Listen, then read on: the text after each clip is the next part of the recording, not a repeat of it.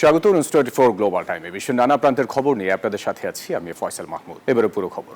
গাজা ইসরায়েলের আগ্রাসনে নতুন করে প্রাণ ঝরল শতাধিক ফিলিস্তিনির। এরই মধ্যে যুদ্ধবিরতি নিয়ে ট্রাম্প এবং নেতানিয়াহুর বৈঠকের কথা জানিয়েছে হোয়াইট হাউস।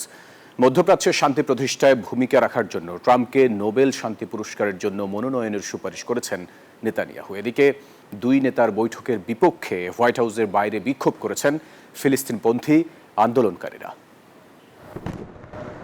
ফিলিস্তিনের অবরুদ্ধ গাজা ভূখণ্ডে ইসরায়েলি আগ্রাসন চলছেই। সোমবার ভূখণ্ডটিতে দফায় দফায় হামলা চালায় দখলদাররা। এতে প্রাণ হারান শতাধিকেরও বেশি ফিলিস্তিনি।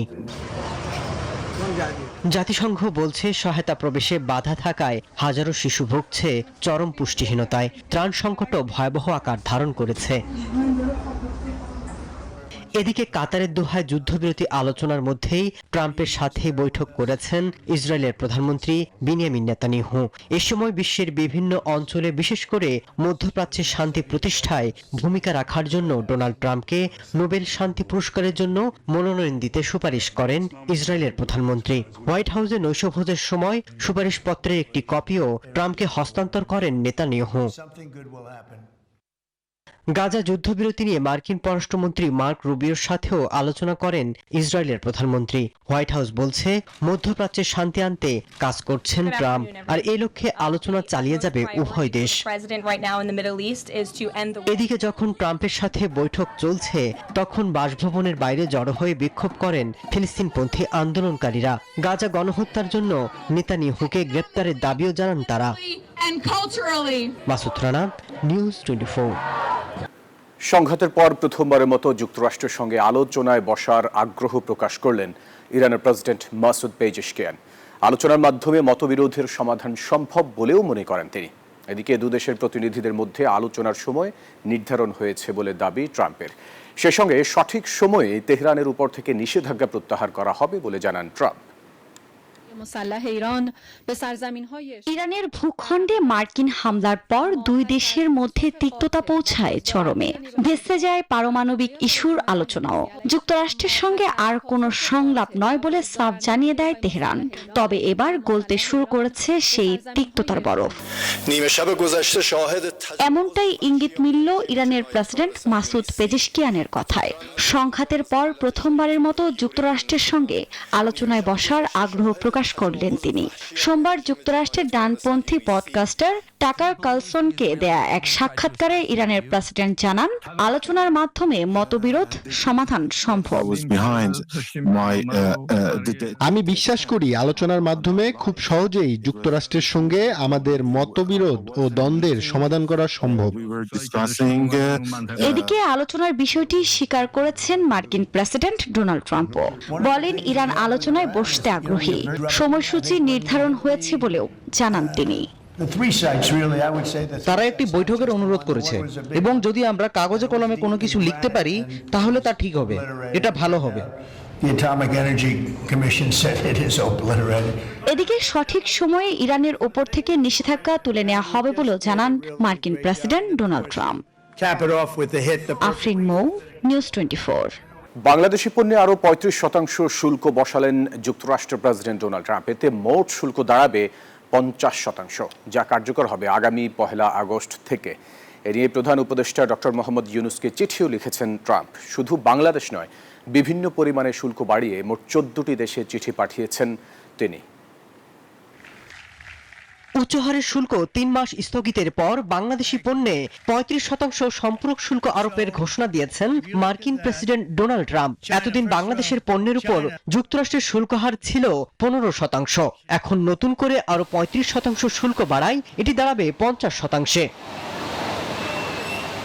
ট্রাম্প জানিয়ে দিয়েছেন যুক্তরাষ্ট্র এবং বাংলাদেশের মধ্যে বাণিজ্য ঘাটতির পরিমাণ $6 বিলিয়ন।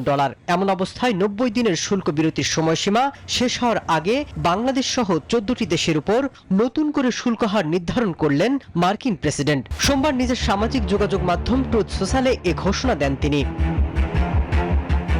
একটি চিঠিও দিয়েছেন বাংলাদেশের অন্তর্বর্তী সরকারের প্রধান উপদেষ্টা অধ্যাপক ডক্টর মোহাম্মদ ইউনূসকে, যেখানে বিস্তারিত তুলে ধরেছেন ট্রাম্প। বলা হয়েছে 2025 সালের 1 আগস্ট থেকে যুক্তরাষ্ট্রে পাঠানো সব বাংলাদেশি পণ্যের উপর 35% শুল্ক বসবে। বাংলাদেশ পাল্টা শুল্ক বাড়ালে তখন সেই বর্ধিত শুল্কের উপর 35% কর বসাবে যুক্তরাষ্ট্র। শুল্ক নিয়ে আলোচনার পথ এখন অবশ্য খোলা রেখেছেন ট্রাম্প। আলোচনার মাধ্যমে শুল্ক কমতে পারে, বাড়তেও পারে। এখন যুক্তরাষ্ট্র সফর করছেন বাংলাদেশের জাতীয় নিরাপত্তা উপদেষ্টা খলিলুর রহমান এবং বাণিজ্য উপদেষ্টা শেখ বশির উদ্দিন। আগামীকাল মার্কিন বাণিজ্য প্রতিনিধি দলের সাথে দ্বিতীয় দফায় বৈঠক হওয়ার কথা রয়েছে তাদের। মাসুদ রানা, নিউজ 24। ট্রাম্পের শুল্ক নীতিতে অনিশ্চিত দক্ষিণ এশিয়ার বাজার। বিশেষ করে শেয়ার বাজারে দেখা দিয়েছে বড় দরপতন। ব্যাপক ক্ষতির মুখে পড়েছে জাপান, দক্ষিণ কোরিয়ার মতো দেশগুলোর অর্থনীতি। শঙ্কা প্রকাশ করছেন বাংলাদেশের ব্যবসায়ীরাও। অর্থনীতিবিদদের আশঙ্কা, ট্রাম্পের শুল্ক নীতি দীর্ঘমেয়াদে পণ্যের দাম বাড়াবে। এতে শুধু বৈশ্বিক নয়, ব্যাহত হবে মার্কিন অর্থনীতির প্রবৃদ্ধি। 2024 সালে বিশ্ব অর্থনীতির মোট জিডিপির 7.2% যোগান দিয়েছে দক্ষিণ পূর্ব এশিয়ার দেশগুলো। তবে ট্রাম্পের নতুন শুল্ক এসব দেশের জন্য দীর্ঘমেয়াদী অর্থনীতির ঝুঁকি তৈরি করেছে। এপ্রিলে যুক্তরাষ্ট্রের উচ্চ হারে শুল্ক আরোপের ফলে জাপান, দক্ষিণ কোরিয়া এবং ভিয়েতনামের মতো দেশগুলোর অর্থনীতি ব্যাপক ক্ষতির মুখে পড়েছে। মালয়েশিয়ার প্রধানমন্ত্রী জানিয়েছেন, ট্যারিফের কারণে তাদের বস্ত্র, আসবাব, রাবার এবং প্লাস্টিক শিল্প ক্ষতির সম্মুখীন। সিঙ্গাপুরের প্রধানমন্ত্রী বলছেন, যুক্তরাষ্ট্রের সাথে মুক্ত বাণিজ্য চুক্তি থাকা সত্ত্বেও যে শুল্ক আরোপ করা হচ্ছে তা বন্ধুত্বপূর্ণ আচরণ নয়, আর এটিকে বাণিজ্য যুদ্ধ বলে আখ্যা দিয়েছে চীন। এটি মার্কিন যুদ্ধের আরেকটি হাতিয়ার। তারা চায় উন্নয়নশীল দেশগুলোর অর্থনীতি ক্ষতিগ্রস্ত হোক। যুক্তরাষ্ট্রের বাজারে বিভিন্ন দেশের রপ্তানি পণ্যের উপর বড় অঙ্কের নতুন শুল্ক আরোপের ঘোষণায় বাংলাদেশের রপ্তানি খাতেও দেখা দিয়েছে উদ্বেগ। ব্যবসায়ীরা বলছেন, ট্রাম্প প্রশাসনের সাথে বাণিজ্য ঘাটতি কমানো এবং সমঝোতার কোনো বিকল্প নেই। আমেরিকার সাথে বাংলাদেশ গভর্নমেন্টকে, বাংলাদেশকে নেগোসিয়েশন করতে হবে। নেগোসিয়েশন করে যেই সব চুক্তি দেখে ওরা আমাদেরকে 37% এই খড়গটা আমাদের উপর দিয়েছে, সেটাকে সরানোর ব্যবস্থা করতে হবে। অর্থনীতিবিদদের আশঙ্কা, ট্রাম্পের শুল্ক নীতি দীর্ঘমেয়াদে পণ্যের দাম বাড়াবে। তবে ট্রাম্প যে বাণিজ্য যুদ্ধ উস্কে দিয়েছেন, সেখানে আলোচনার সুযোগ রাখায় আশার আলো দেখছেন অনেকে। মাসুদ রানা, নিউজ 24।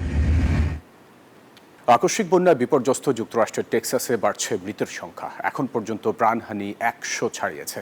অনেকে নিখোঁজ থাকায় হতাহতের সংখ্যা বাড়ার আশঙ্কা করা হচ্ছে। এদিকে প্রাণহানি রোধে কর্তৃপক্ষের আরও কিছু করা সম্ভব ছিল কিনা তা নিয়ে নানা মহলে উঠেছে প্রশ্ন। চারদিকে থই থই পানি, অনেক জায়গায় পানি কমে জমেছে কাদামাটি। এর মধ্যেই নিখোঁজদের খুঁজতে চিরুনি তল্লাশি চালাচ্ছে উদ্ধারকর্মীরা। গেল কয়েকদিন ধরে আকস্মিক বন্যায় বিপর্যস্ত যুক্তরাষ্ট্রের টেক্সাস অঙ্গরাজ্য।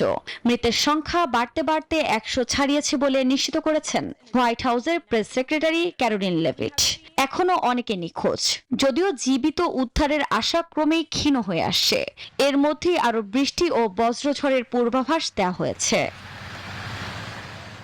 এই আকস্মিক বন্যাকে অঙ্গরাজ্যটির 100 বছরের মধ্যে সবচেয়ে ভয়াবহ হিসেবে উল্লেখ করেছেন মার্কিন আবহাওয়া কর্মকর্তারা। তারা বলছেন, বৃষ্টিপাতের পর কয়েক মিনিটের ব্যবধানেই গুয়াংডালুপ নদীর পানি ভয়াবহভাবে বেড়ে যায়। এরপরও প্রাণহানি রোধে আরও কিছু করা সম্ভব ছিল কিনা তা নিয়ে উঠেছে প্রশ্ন। আকস্মিক এ বন্যার পেছনে দুর্যোগপূর্ণ আবহাওয়া, নদীর পাড়ে ছুটি কাটানো ঘরগুলোর অবস্থান এবং মাটির আর্দ্রতাকে দায়ী করছেন বিশেষজ্ঞরা। তারা বলছেন, অঞ্চলটির মাটি শুষ্ক ও শক্ত হয়, পানির শোষণে সময় লাগে, যা অঞ্চলটিকে আকস্মিক বন্যার জন্য ঝুঁকিপূর্ণ করে তুলেছে।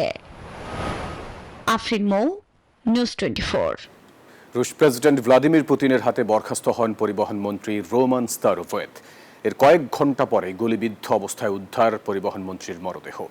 সোমবার মস্কোর উপশহর ওদিনৎসভোতে একটি গাড়ি থেকে উদ্ধার করা হয় রোমান স্তারোভয়েতের মরদেহ।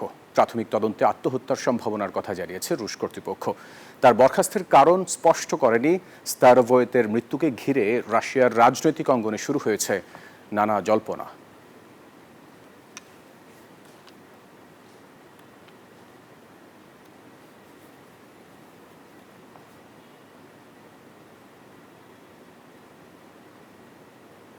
দর্শক, এই ছিল নিউজ 24 গ্লোবাল টাইমের এখনকার আয়োজন। এতক্ষণ সাথে থাকার জন্য ধন্যবাদ সবাইকে।